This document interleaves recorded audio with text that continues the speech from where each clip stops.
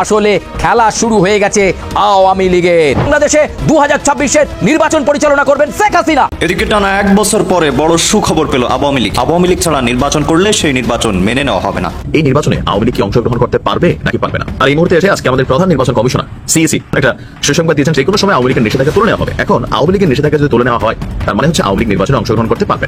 অভিনন্দন সাইমা ওয়াজেদ পুতুল, ভারপ্রাপ্ত সভাপতি বাংলাদেশ আওয়ামী লীগ। সাইমা ওয়াজেদ পুতুলকে আওয়ামী লীগের ভারপ্রাপ্ত সভাপতি করা হয়েছে। মোহাম্মদ আরাফাত জুলাই সনদ স্বাক্ষর নিয়ে তিনি একটা পোস্ট দিয়েছেন।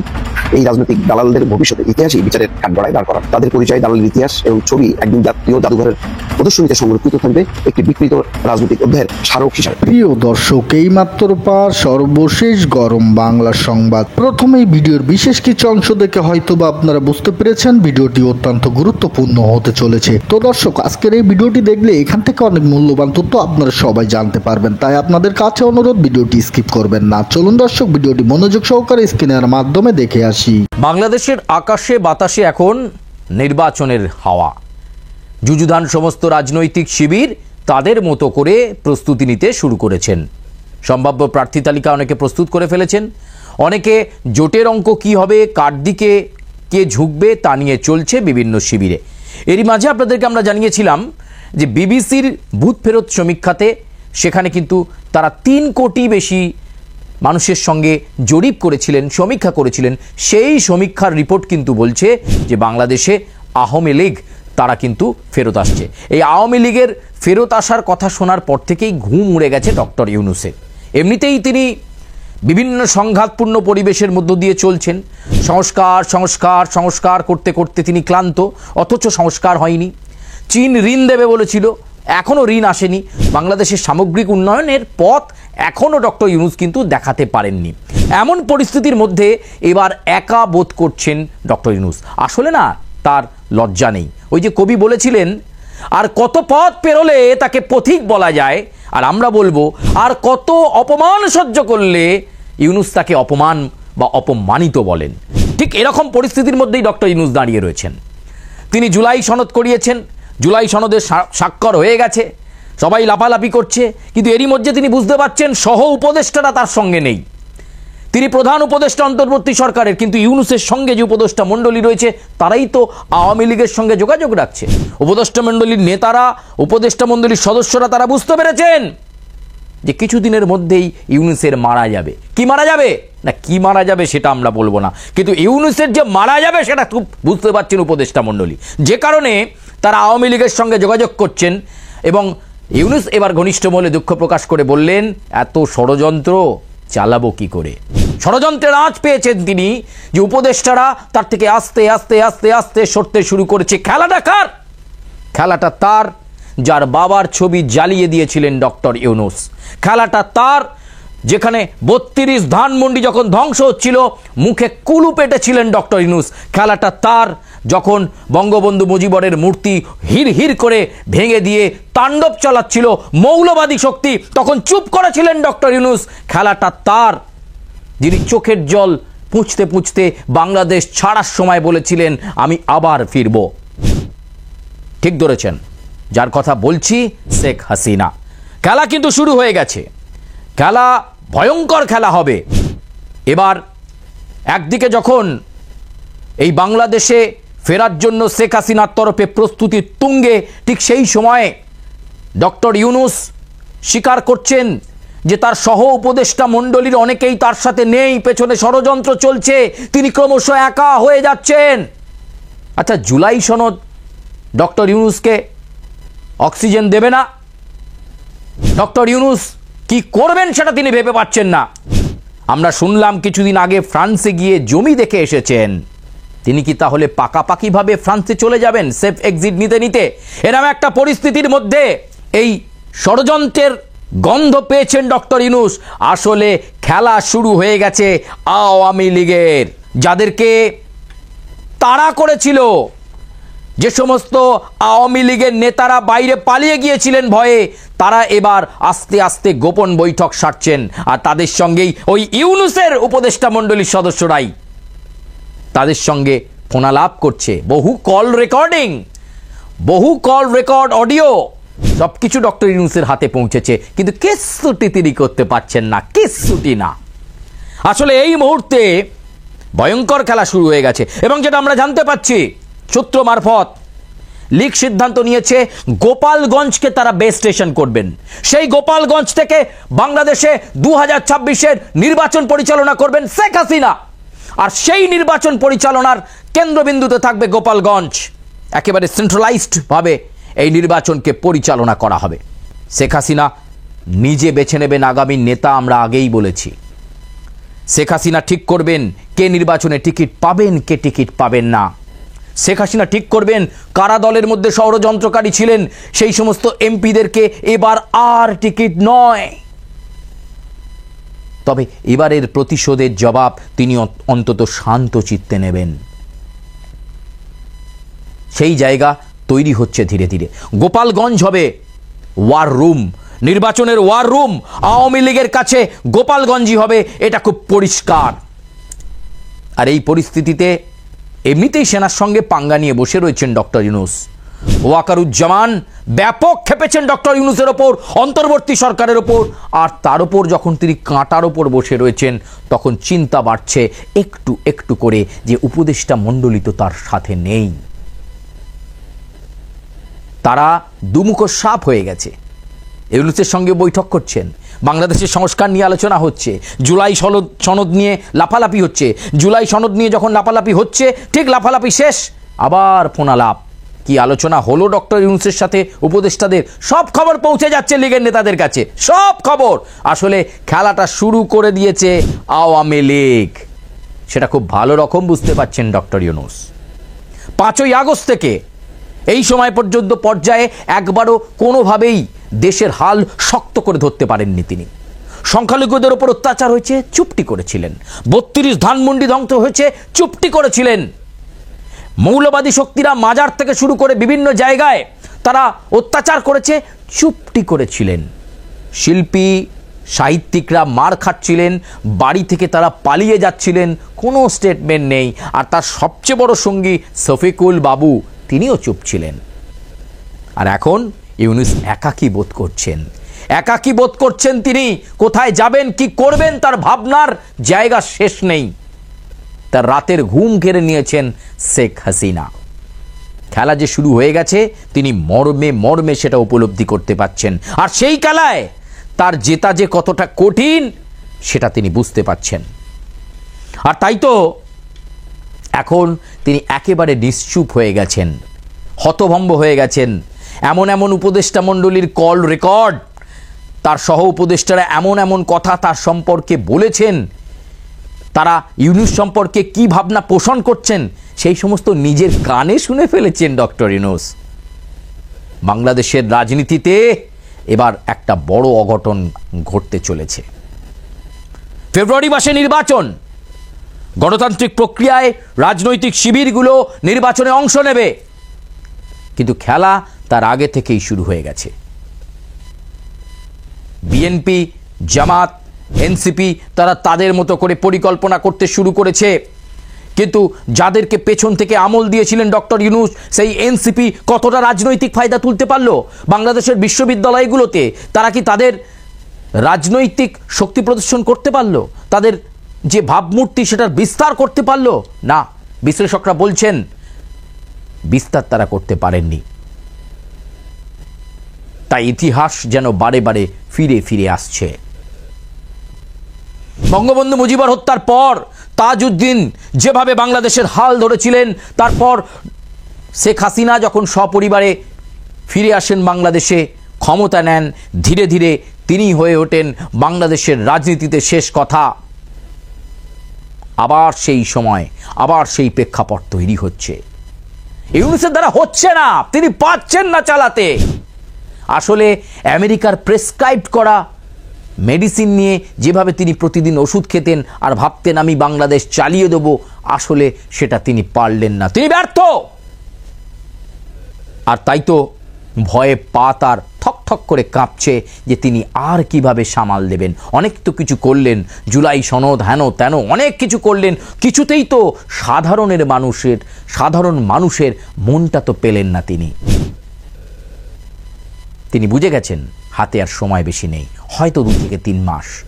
যা করার তার মধ্যেই করতে হবে। ওই শোনা যায় ঝড়ের আওয়াজ, আসছে ধেয়ে তার দিকে। শুনতে পাচ্ছেন তিনি, কান তার খাড়াই রয়েছে। নতুন স্ট্র্যাটেজি কি নেবেন?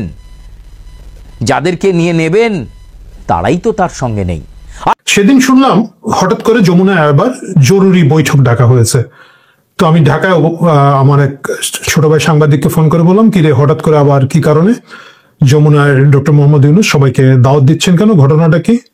তো সে হাই তুলতে তুলে বলল, ভাই এই যে দেশের লোক মারা গেছে, দেশের লোক মারা গেলে এই লোকটা মুরগির সালাম দিয়ে ভাত খাইতে, আনন্দ ফুর্তি করতে, বন্ধু বান্ধবদের ডাকতে খুব পছন্দ করে।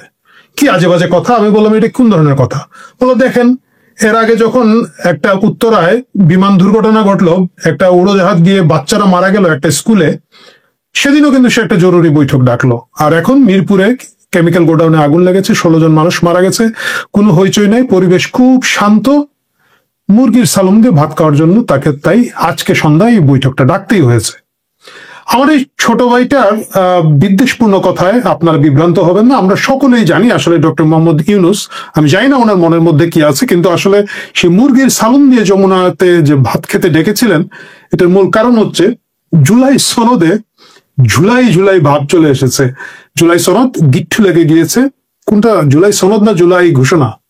ভাই অনেকগুলো জুলাই আছে, আগেরটা যদি ঘোষণা হয়ে থাকে এটা সনদ। আমার অনেক দর্শক বলবেন, ভাই আপনি কিছু জানেন না, অমুকের নাম বলতে পারেন না, তমুকের নাম বলতে পারেন না, ইউটিউবে বসে যান। সবই পারি ভাই, বলতে ইচ্ছা হয় না। তো যাই হোক, এটা হচ্ছে জুলাই সনদ। তো সেই জুলাই সনদ হঠাৎ করে ঘোষণা হয়েছে, ঘোষণা হবে, স্বাক্ষর হবে। আজকে এই ভিডিওটা আপনারা যখন দেখবেন শুক্রবারে, যখন বিকেল 4টায় সংসদ ভবনের কোনো একটা জায়গায়, বাইরেই মনে হচ্ছে, এই সনদ স্বাক্ষরিত হবে। এবং যথারীতি বাঙালি কোনো কিছুতে একমত হয় না, জুলাই সনদ নিয়ে কেউ একমত না, অনেক ধরনের রাগ অভিমান হচ্ছে। এই ভিডিওটা আপনারা যখন দেখছেন, আমি জানি না ইতিমধ্যে আমাদের ন্যাশনাল এনসিপির বন্ধুরা বিমান যুগে অলরেডি কক্সবাজার চলে গেছেন কিনা, না বা অন্য কোথাও গেছেন, হয়তো এইবার সুন্দরবনে চলে গেছেন, আমি সেটা জানি না, বাট তারা ঘোষণা দিয়েছেন তারা এখানে স্বাক্ষর করবেন না। এর বাইরে জামাত ইসলাম কি করবে, জামাত ইসলাম নিজেই জানে না। আমরা হয়তো জানতে পারবো শুক্রবারের সকালে বা দুপুরে তারা স্বাক্ষর দিবে কিনা না। বিএনপি হচ্ছে একমাত্র পার্টি যারা খুব উদ্গ্রীব, খুব ভালোবাসার সাথে স্বাক্ষর করতে চায়। বিএনপি হচ্ছে সেই প্রেমিকের মতো, মানে প্রেমিকা যখন ওই একটু চিপায় পাওয়া গিয়েছে, প্রেমিকা বলছে যে বলো তুমি আমাকে বিয়ে, হ্যাঁ বিয়ে করবো, সবই করবো ভাই, ওইগুলো পরে হবে, এখন চিপায় এসেছি, সুযোগ নেই। বিএনপি হচ্ছে ভাই যে কোনো মূল্যে নির্বাচনটা দেয়, হ্যাঁ কোথায় কোথায় স্বাক্ষর করতে হবে সব স্বাক্ষর করে দিচ্ছে। কারণ একমাত্র ম্যাচিউর পার্টি হিসেবে এই খেলার মধ্যে বিএনপি আছে, যারা জানে এই যে জুলাই ঘোষণা হচ্ছে এইটার আসলে কোনো ধরনের বাস্তব কোনো ভিত্তি নেই। এর আগে 3 জোটের রূপরেখা হয়েছিল এবং বিভিন্ন সময় যখন 111 এসেছিল বা অন্যান্য কেয়ারটেকার গভর্নমেন্ট এসেছিল, তখন এই ধরনের সুন্দর সুন্দর কথা দিয়ে অনেক সুন্দর সুন্দর পরিকল্পনা, সংস্কার প্রস্তাব আমরা করে থাকি। এই সংস্কার প্রস্তাব এইবারও হয়েছে। বাট এইবার যেটা হয়েছে, এই মুরগি সালন উৎসবের শেষ পর্যন্ত আমাদের রাজনীতির Sulaiman Shukon, motivation speaker doctor Mohammad Yunus, তার সেই আবেগ ঘন ভাষণ, যেটা উনি খুব ভালো দিয়ে থাকেন, সেটা দিয়েছেন। এবং সেখানে তিনি বলেছেন, আমি প্রথমে শুনতে ভুল করেছি, উনি বলেছেন যে এটা যেটা ঐতিহাসিক ব্যাপার, বিশাল ব্যাপার, সারা দেশের লোকজন আগ্রহ নিয়ে বসে আছে। এবং উনি তখন বলেছেন যে যারা এটার মধ্যে স্বাক্ষর করবেন তাদেরকে জাদুঘরে রাখা হবে। ইনফ্যাক্ট আমি প্রথমে সেটাই একটা ফটো কার্ড দেখে খুব দ্রুত পড়ে বলে, কি মানে জাদুঘরে এদেরকে রেখে দেওয়া হবে?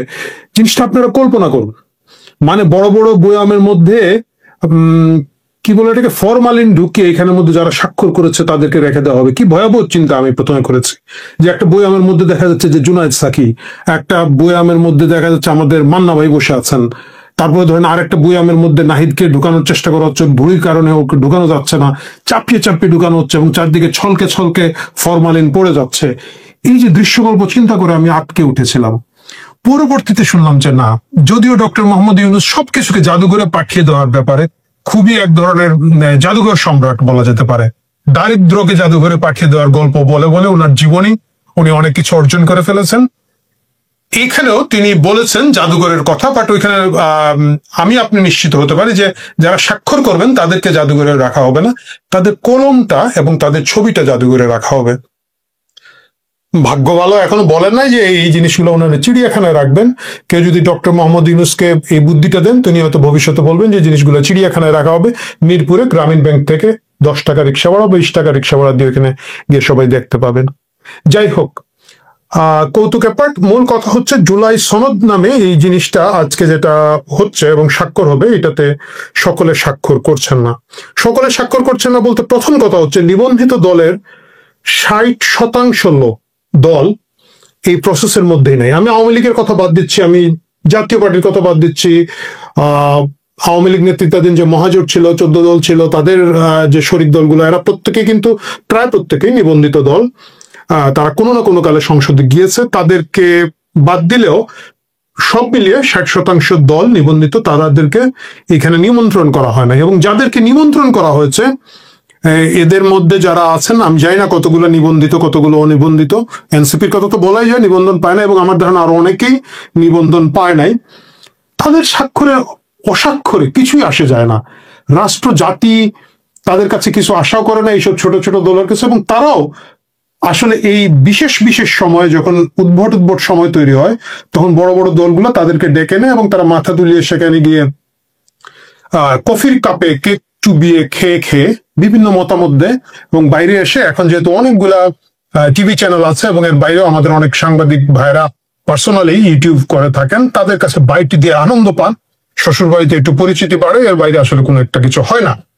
সো এই দলগুলো আসলে স্বাক্ষর করবে। ইনফ্যাক্ট জুলাই সনদ বিষয়টা খুব বড় কিছু হবে না, মানে আপনারা যারা খুব বেশি জুলাই ভক্ত তারা শুনতে হয়তো খুব মন খারাপ করবেন। আমি দেখেছি এই জুলাই সনদটা যিনি বানিয়েছেন আমাদের আলী রিয়াজ স্যার, উনি বিগত সময়ে, মানে প্রথম আলো তো কত 25-28 বছর ধরে বোধহয় চলছে, ধরে বিগত সময় জীবনে যা যা কল্পনা করে লিখেছিলেন প্রথম আলোতে তিনি এবং তার মতো সুশীল সমাজ, যে ইহা ইহা করিলে রাষ্ট্র ভালো হইতে পারে, তার সবকিছুকে চিপিয়ে একটা রস তৈরি করে উনি 40 পৃষ্ঠার জুলাই সনদ তৈরি করেছেন। এর মধ্যে খুব ভালো ভালো কথা আছে, এগুলো আসলে দ্বিমত করার কোনো কারণ নাই।